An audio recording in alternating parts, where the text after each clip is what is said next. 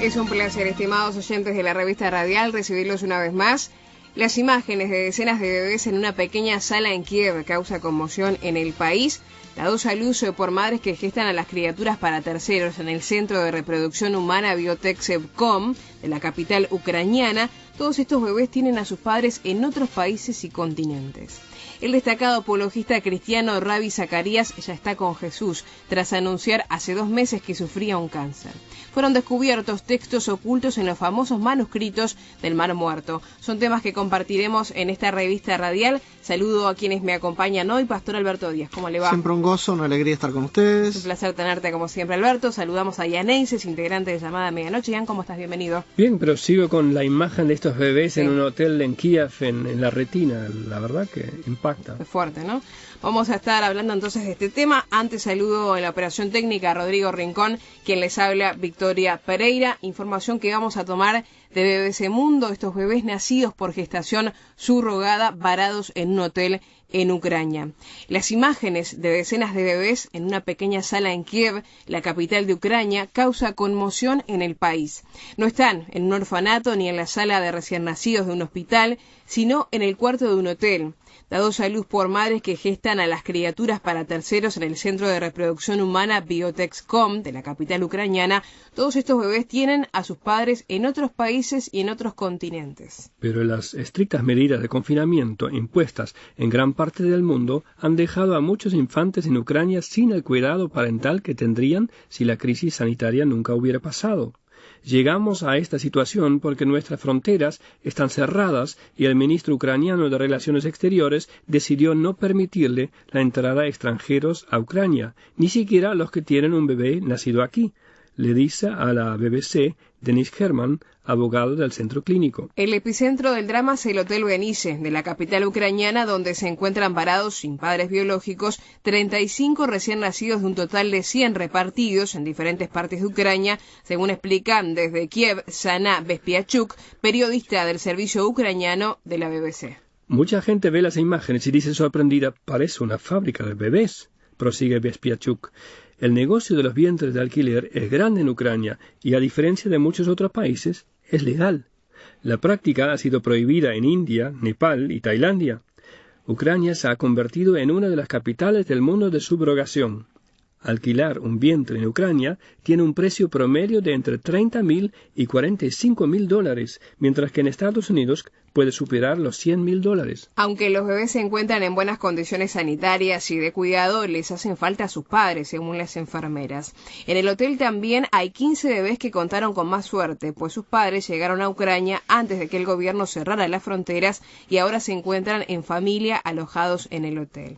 Después de varios intentos fallidos, María y Andreas Tingros, una pareja sueca, lograron recibir un permiso de las autoridades ucranianas e ingresar al país gracias a que, luego de aparecer en un programa de televisión nacional en el que presentaron su caso, un donante anónimo se ofreció a pagarles un avión privado. Rápidamente, antes de analizar este tema, Ian, quería hacerte una consulta para hablar de gestación subrogada, más o menos explicar en general, porque es un tema complejo, de qué va la gestación subrogada. En general se trata de matrimonios que no son infértiles, pero que no pueden por X razón llevar un embarazo a término, entonces alquilan el vientre de otra señora y trasplantan el embrión recién gestado al vientre, al útero de otra señora. Un procedimiento, Alberto, que vamos a enfocarnos, no por ser fríos y decir el precio, pero llama la atención porque esto es lo que va a encabezar tu reflexión, pero este procedimiento puede llevar entre $30,000, $45,000 y hasta $100,000 en algunos países como Estados Unidos, ¿no? Exacto. Y todo el panorama nos muestra una nueva realidad. Y marca una diferencia, porque si el vientre se alquila en un país subdesarrollado, con problemas económicos, tiene un precio. Si se alquila en otro con una mejor calidad de vida, otro precio, y si fuera en Estados Unidos, hasta $100,000. Y esta crisis está dejando en el limbo, cientos de bebés y padres desconectados. Pero ¿qué observación podemos hacer de esta fotografía? Si no podés adoptar por largos trámites burocráticos, ¿un vientre de alquiler es una opción? ¿Cuánto vale una vida? ¿30, 45 o $100,000? ¿Cuánto vale una vida? Jesús dijo que una vida vale un mundo.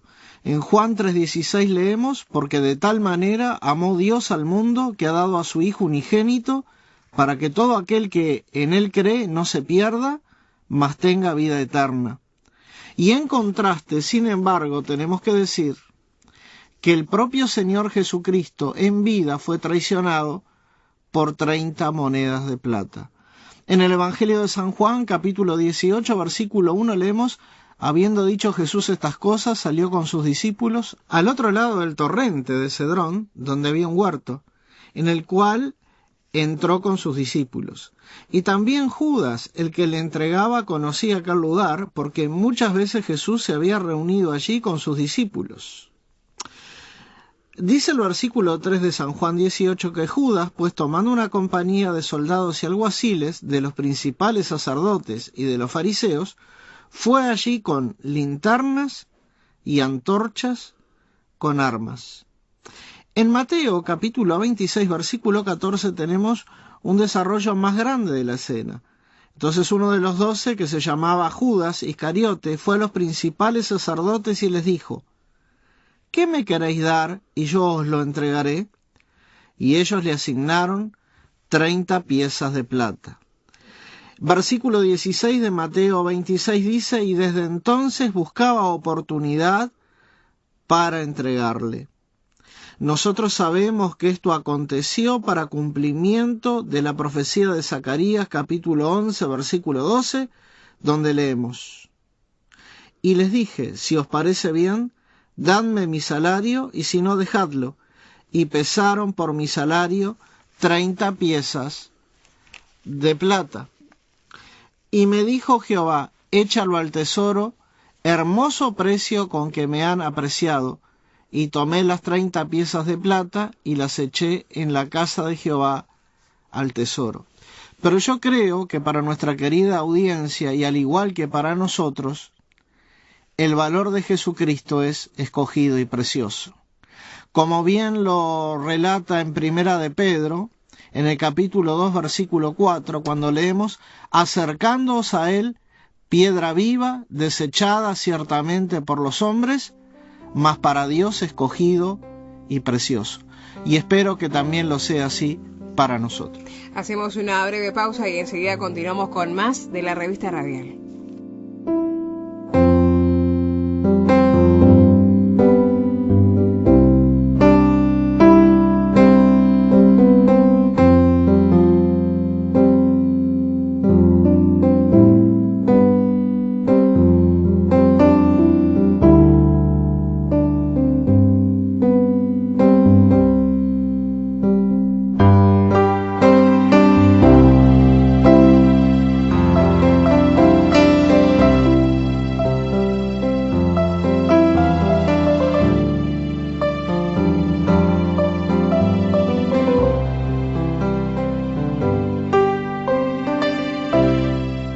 Continuamos en la revista radial, vamos a hablar del fallecimiento de Ravi Zacarías, referente de la apologética cristiana contemporánea, información que vamos a tomar del portal Protestante Digital, contarles que el destacado apologista cristiano Ravi Zacarías falleció a los 74 años de edad el martes 19 de mayo, tras anunciar hace 2 meses que sufría un cáncer.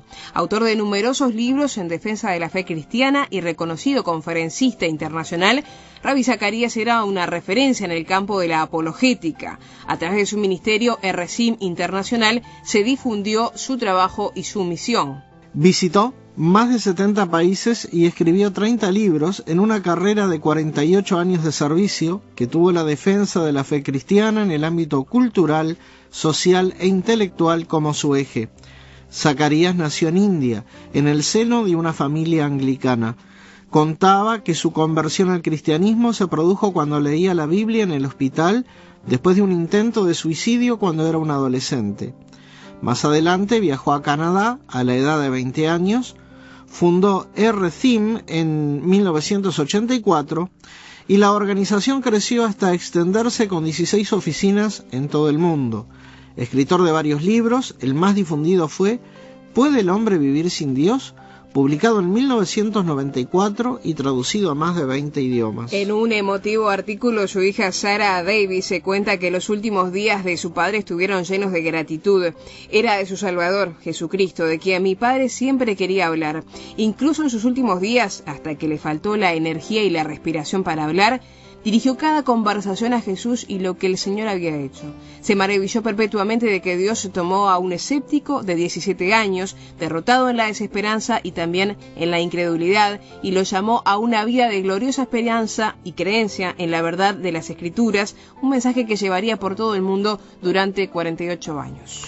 El Evangelio de Juan registra estas palabras de Jesús: porque yo vivo, tú también vivirás.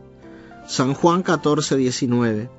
7 palabras que cambiaron la trayectoria de la vida de Rabí Zacarías hace unos 57 años, explica Davis. Es un versículo grabado en la tumba de su abuela y también se grabará en la suya. Damos gracias a Dios por él y volvemos a comprometer nuestras vidas para compartir esta verdad con todos los que escuchan hasta que Él nos llame a nuestro hogar eterno, concluye Davis, que es la actual directora general de RCIM. Vamos a hablar bien entonces de Rabí Zacarías, quien además se maravilló durante toda su vida, decía él, de que Dios tomara a un escéptico de 17 años cuando, y recuerda allí, intentó quitarse la vida y a partir de allí su vida dio un giro de 180 grados, como solemos decir. Sí, ¿no? sí. Con Rabí Zacarías se nos adelantó uno de los más grandes comunicadores de la apologética cristiana. Y simplemente quisiera rescatar o compartir algunos puntos de un obituario que publicaron en inglés en la página de RCIM del Ministerio de Rabí Zacarías.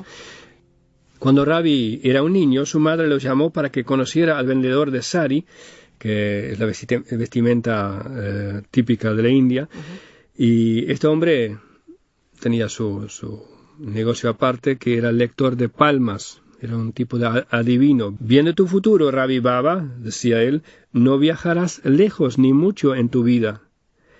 Eso es lo que me dicen las líneas de tu mano. No hay futuro para ti en el extranjero.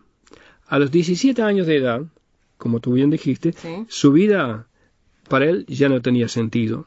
Hizo un intento de suicidio que lo dejó hospitalizado en Delhi, y allí alguien vino y le leyó la Biblia. Y cuando esta persona llegó a Juan 14:19, estas palabras del Señor Jesús, porque yo vivo, tú también vivirás, le impactaron fuertemente. Y ahí prometió a Dios no descansar hasta encontrar la verdad. Y no solamente encontró la verdad en la persona del Señor Jesucristo, sino vino a ser un defensor de la verdad, un apologeta.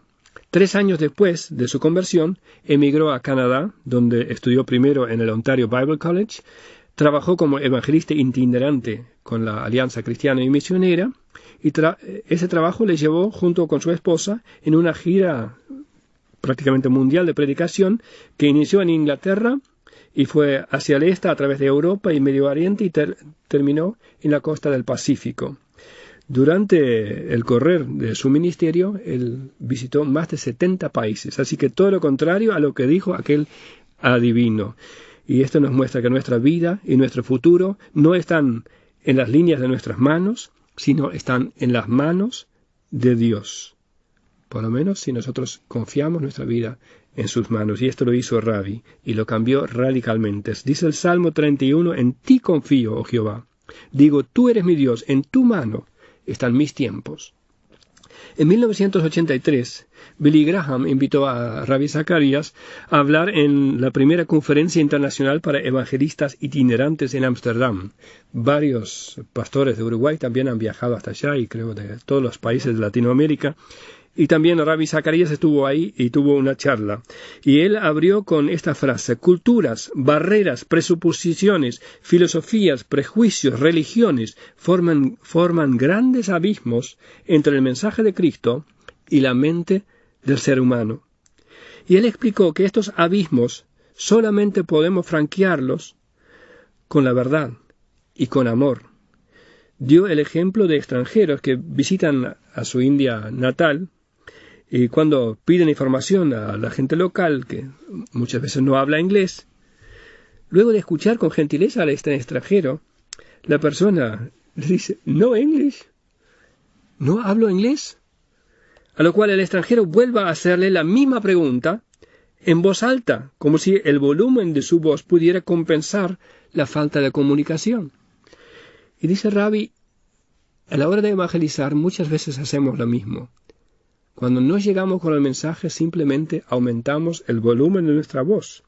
Y luego dijo, temo que en ciertos aspectos del evangelismo a veces pensamos que es necesario humillar tanto al que tiene una cosmovisión diferente a la nuestra, que pensamos que a menos que destruyamos todo lo que él valora, no podemos predicarle el evangelio de Cristo.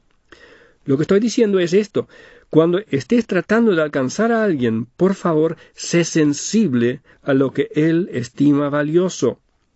Y luego lo ejemplificó con un proverbio indio que dice, después de cortarle la nariz a una persona, no tiene sentido darle una rosa para oler.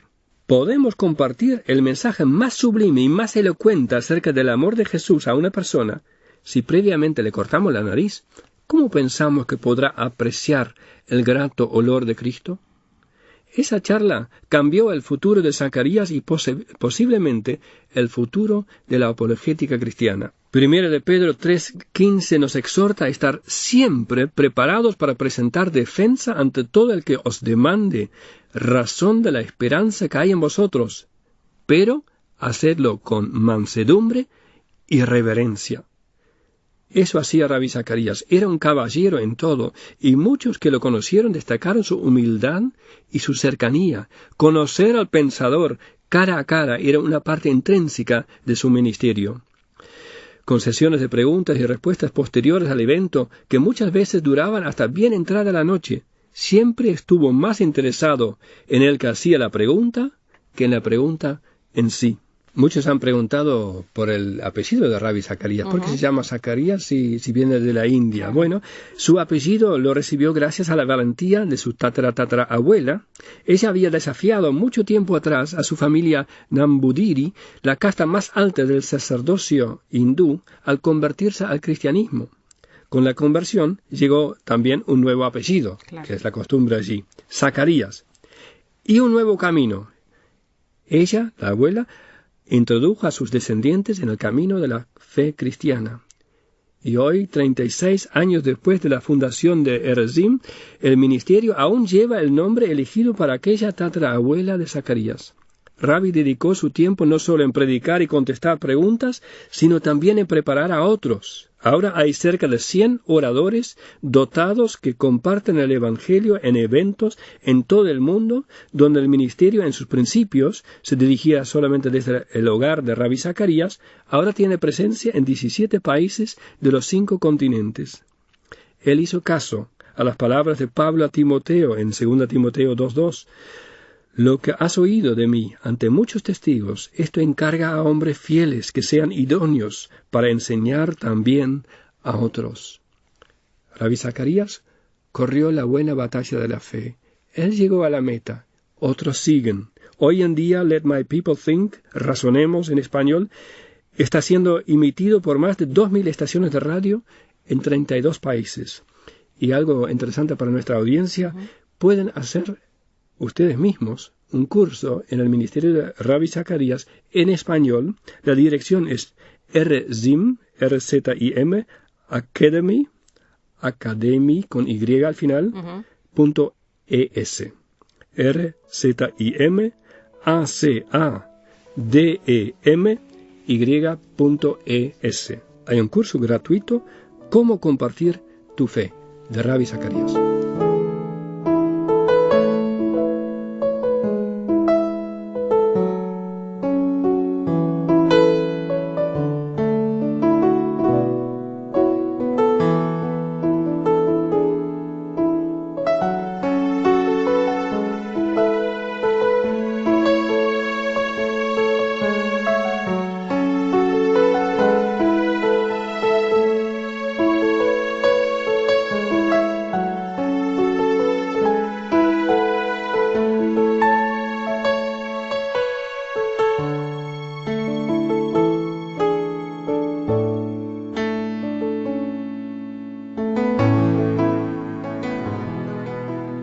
Continuamos en la recta final de la revista radial. Vamos a hablar de los descubiertos textos ocultos en los famosos manuscritos del Mar Muerto, una información que vamos a tomar de La Vanguardia. Los primeros 7 manuscritos del Mar Muerto fueron hallados por beduinos en las cuevas de Qumran en 1946. Y a pesar de eso, la colección, que ahora llega ya a los 972 rollos, sigue conteniendo sorpresas. La última la han desvelado los especialistas, que han descubierto un texto oculto en lo que se pensaba que era un trozo de página en blanco. Redactados en hebreo y arameo casi en su totalidad, estos documentos, el testimonio más antiguo de texto bíblico encontrado hasta la fecha, fueron mayoritariamente escritos entre el año 250 a.C. y el 66 después de Cristo, justo antes de que los romanos destruyeran el segundo templo de Jerusalén en el año 70 después de Cristo. Los fragmentos estudiados recientemente forman parte de la biblioteca John Rylands de la Universidad de Manchester, uno de los mayores repositorios de textos judeocristianos del mundo. En la década de 1950, el gobierno jordano se los regaló a Ronald Reed, experto en cuero de la Universidad de Leeds, para que pudiera estudiar su composición física y química. Fueron desenterrados en las excavaciones oficiales de las cuevas de Qumran y nunca pasaron por el mercado de antigüedades. Se suponía que las piezas eran ideales para pruebas científicas, ya que estaban en blanco y eran relativamente inútiles, admiten los investigadores. Una vez analizados y publicados los resultados, Reed almacenó las páginas y en 1997 donó su colección a la universidad. Desde entonces nadie los había tocado, hasta que la profesora Joan Taylor del King's College decidió echarles un vistazo. Nada más examinar los fragmentos, pensó que era posible que uno de ellos contuviera una letra. Al mirar uno de los manuscritos con una lupa me pareció ver una letra pequeña y descolorida, la letra hebrea L. Francamente, dado que se suponía que todos estos trozos estaban en blanco e incluso habían sido cortados para estudios de cuero, pensé que podría estar imaginando cosas, asume Taylor en un comunicado. Para asegurar el tiro, dijo ella, decidió realizar imágenes multiespectrales de todas las partes existentes de más de 1 centímetro y que aparecían en blanco a simple vista. Se tomaron un total de 51 fotografías y se escogieron apenas 6 para un análisis más detallado. De estos, hasta 4 tienen texto hebreo o arameo legible, escrito en tinta a base de carbono. El estudio también reveló líneas regladas y pequeños vestigios de letras en otros fragmentos. El más sustancial se compone de hasta 4 líneas de texto con 15 a 16 letras, la mayoría de las cuales solo se conservan parcialmente. La palabra Shabbat, sábado, se puede leer claramente, indican. Algunos de los escritos pueden estar relacionados al libro de Ezequiel, uno de los libros proféticos del Antiguo Testamento. Vamos a hablar, Alberto, entonces de este descubrimiento de textos que estaban ocultos en los famosos manuscritos del Mar Muerto, algunos fragmentos que parecían estar en blanco, en realidad no lo estaban, había allí como una tinta que fue finalmente se pudo ver con este experimento de imágenes multiespectrales que permitieron ver de que allí había un texto. Sí, y estos hallazgos nos testifican la antigüedad de las Escrituras y también nos enseñan cómo Dios ha preservado a su pueblo, Israel, y por medio de su celo y su cuidado se ha preservado la Escritura, y por la Escritura se nos revela al Salvador. El plan de Dios para Israel no se limita solo al cuidado de la Escritura. Leemos en el libro de Romanos, capítulo 11, versículo 1, «Digo pues, ¿ha desechado Dios a su pueblo? En ninguna manera. Porque yo soy israelita, de la descendencia de Abraham, de la tribu de Benjamín. ¿No ha desechado Dios a su pueblo, al cual desde antes conoció? ¿O no sabéis que dice de Elías la Escritura, cómo invoca a Dios contra Israel diciendo, Señor, a tus profetas han dado muerte, y a tus altares han derribado, y solo yo he quedado, y procuran matarme? ¿Pero qué dice la divina respuesta? Me he reservado 7,000 hombres que no han doblado la rodilla delante de Baal. Así también, aun en este tiempo, ha quedado un remanente escogido por gracia. Oremos, ofrendemos e involucrémonos y apoyemos para que el Evangelio llegue al pueblo de Israel. Estamos llegando al final de este programa. Le quiero agradecer tanto a Alberto como a Ian por los comentarios y reflexiones en este programa. Y antes de compartir las vías de comunicación, quiero consultarle a Rodrigo Rincón, que nos asiste técnicamente en los últimos programas. También aparece, bueno, está como administrador de la página de Llamada Medianoche en Facebook, y queremos hacer algunas aclaraciones, Rodrigo, si te parece, porque parece que nuestro usuario en Facebook ha llegado al límite de amigos, y vamos a explicar un poquito cómo nos pueden seguir a través de las redes. Sí, gracias a Dios y gracias a todos los amigos oyentes que nos están escuchando, que en el perfil de Facebook, cuando empezamos hace muchísimos años atrás, no había límites, no había páginas, no había seguidores, había simplemente amigos. Claro. Y bueno, los tiempos fueron cambiando y hay un tope de 5.000 amigos que ya lo llegamos. Claro. Así que no podemos seguir aceptando solicitudes de amistad. Pero bueno, con el tiempo se actualizó y nos pidieron crear una página donde uno puede seguir. Así que una cosa es el perfil de Llamada de Medianoche Uruguay y otro es el perfil y la página, ¿no? Exacto. Son cosas diferentes, pero son exactamente iguales. En ambos publicamos lo mismo, van a encontrar la revista radial todos los viernes, un montón de material. Así que les vamos a pedir que nos sigan en la página de Llamada de Medianoche en Facebook. Y para esto es muy fácil buscarnos. Entran en Facebook y escriben @llamadaweb.org. ¿Por qué lo hicimos así? Porque llamadaweb.org es nuestra página web. Si ustedes van al navegador de Google, van a encontrar nuestra página en esa dirección.